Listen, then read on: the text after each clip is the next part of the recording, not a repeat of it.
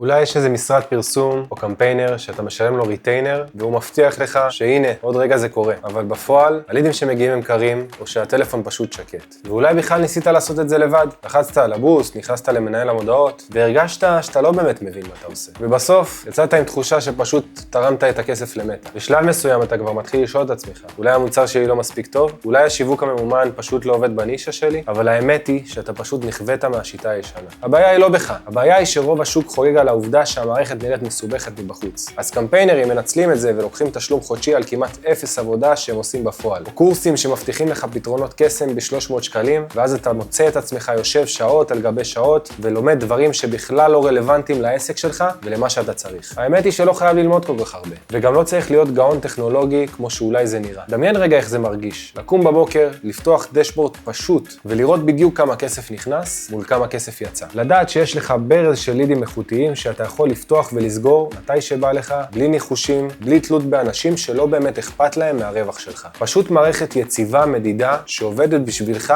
ולא אתה בשבילה. אני לא הולך להבטיח לך שתתעשר מחר בבוקר, אבל אני כן מבטיח לך שאפשר להפסיק לשרוף כסף על פרש. אם נמאס לך מהמרדף ומחוסר הוודאות, ואתה רוצה לבנות תשתית שיווקית אמיתית, בוא נבדוק ביחד איפה הכסף שלך תקוע, ואיך אנחנו הופכים את השיווק שלך מהוצאה מעיקה להשקעה הכי משתלמת שעשית בעסק. תשאיר פרטים ונדבר.